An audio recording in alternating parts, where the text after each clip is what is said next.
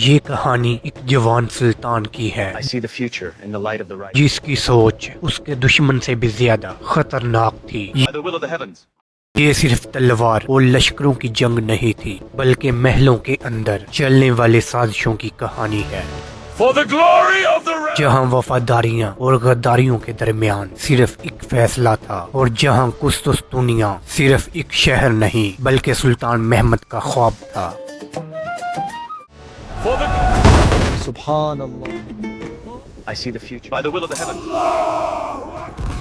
اسحاق وزیر اعظم خلیل سے کہتا ہے، میں نے سلطان میں تبدیلی محسوس کی تھی لیکن اتنی بڑی تبدیلی کی امید نہیں تھی۔ خلیل کہتا ہے، سلطان کی آنکھیں کھل چکی ہیں اور اب ہماری ایک بھی چال نہیں چلے گی۔ اسحاق کہتا ہے، مجھے لگتا ہے یہ زیگنوس اور شہاب الدین کا کام ہے، اور خلیل ٹھنڈی سانس لے کر کہتا ہے، تم سلطان محمد کو نہیں جانتے جو میری بات نہیں سنتا، کیا وہ زیگنوس اور شہاب الدین کی سنے گا؟ اسحاق حیرانگی سے پوچھتا ہے، لیکن یہ قسطنطنیہ کا خیال کہاں سے آ گیا، اور ہم تو صرف مجاور قلعے کی فتح چاہتے تھے۔ خلیل کہتا ہے، میں محمد کو بچپن سے جانتا ہوں اور قسطنطنیہ اس کے لیے ایک خوبصورت خواب ہے، اور وہ اس خواب کی تعبیر ڈھونڈتے ہوئے اپنی سلطنت تک داؤں پہ لگا دے گا۔ کاش سلطان مراد ہوتے اور وہ اس خسارے کو اپنی آنکھوں سے دیکھتے۔ اور ادھر ہما خاتون جو سلطان محمد کی والدہ تھی، زیگنوس سے لڑکی کے بارے میں پوچھتی ہے جس نے سلطان کے زخموں کا علاج کیا تھا۔ پھر ہما خاتون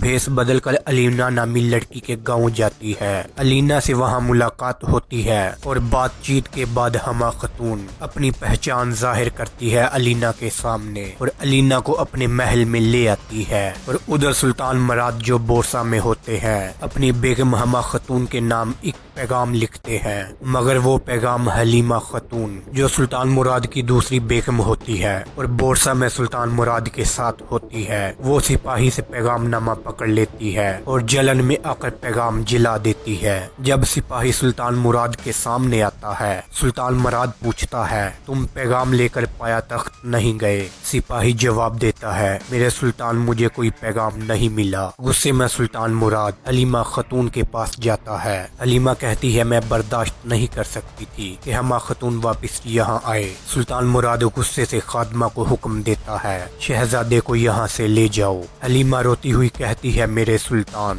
مجھ سے غلطی ہو گئی، اب کبھی نہیں ہوگی۔ اور سلطان سختی سے کہتا ہے، صرف اپنے محروم شہزادے علاء الدین کی خاطر تمہیں معاف کر رہا ہوں۔ ادھر سلطان محمد اپنے وزیر اور استاد شہاب الدین کو حکم دیتا ہے، یعنی چری فوج کے پاس جاؤ اور قسطنطنیہ کی فتح پر ان کے خیالات معلوم کرو۔ شہاب الدین فوج کے سردار قرطچو دوغان سے ملتا ہے۔ قرطچو کہتا ہے، الحمدللہ فوج بالکل تیار ہے، اور اگر فوج کو کوئی مسئلہ ہوتا بھی ہے تو ہم صرف وزیر اعظم خلیل کو بتاتے ہیں۔ شہاب الدین کے جانے کے بعد قرطچو دوغان خلیل سے کہتا ہے، شہاب الدین سلطان کے حکم سے یہاں آیا تھا اور مجھے لگتا ہے کہ وہ وزیر اعظم بننا چاہتا ہے۔ اور یہ سن کر وزیر اعظم خلیل غصے میں آ جاتا ہے اور شہاب الدین کے گھر شہاب الدین کے پاس جاتا ہے اور شہاب الدین کو دھمکی دیتا ہے، اگر تم نے میرے عہدے پر نظر رکھنے کی جرت کی تو انجام اچھا نہیں ہوگا شہاب الدین۔ اور ایسے ہی سلطان کے محل کے اندر سازشیں گہری ہوتی جا رہی تھی اور محل کی دیواروں کے پیچھے